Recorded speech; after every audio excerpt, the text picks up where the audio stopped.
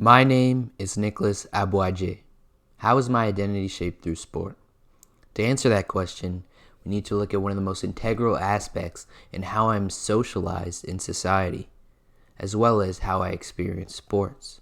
This is my positionality. I'm a cisgendered straight man.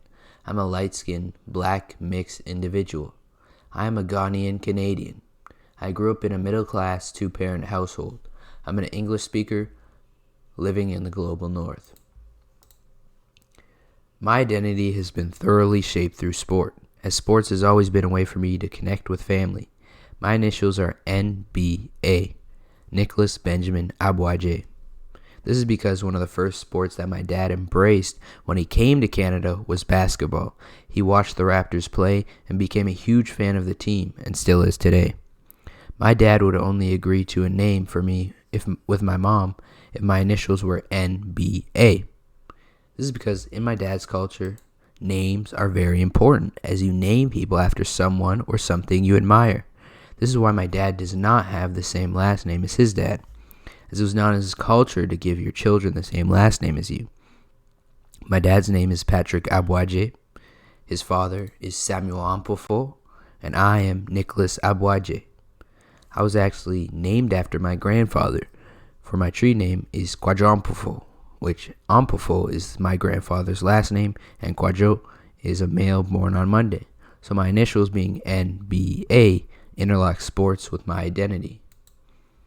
This is an old picture of myself on the left, my little brother in the middle, and my dad on the far right.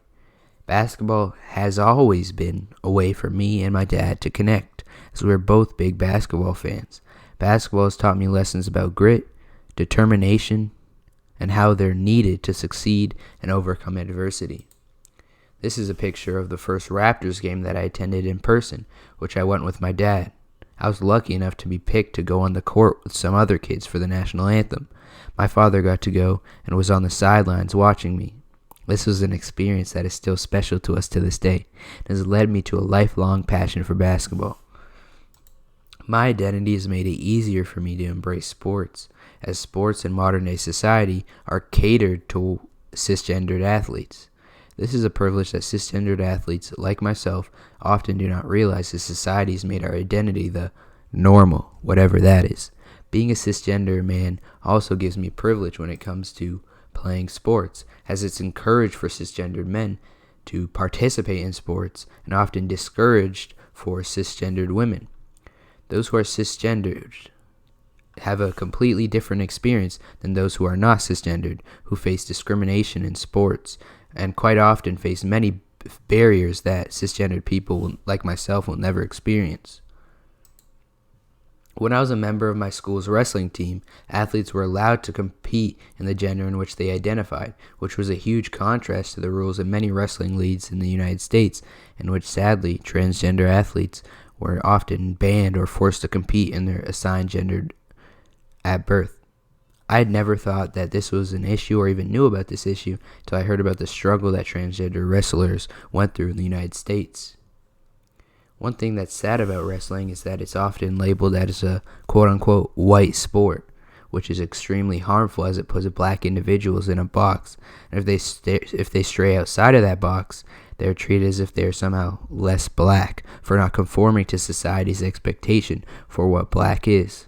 This is sadly likely part of the reason why black people are often underrepresented in the sport. You see this all the time when black people are expected to be good at basketball and football, but not be good swimmers, and are often made a joke out of if they do swim. Black people being underrepresented in this sport is a result of racism and classism, which is the root of why many black individuals are unable to swim.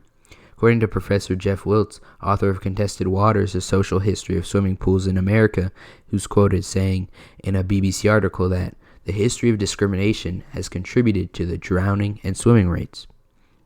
He also described that when swimming pools became more recreational, swimming started to become more popular in the U.S. According to him, black Americans were largely and systemically denied access to these pools.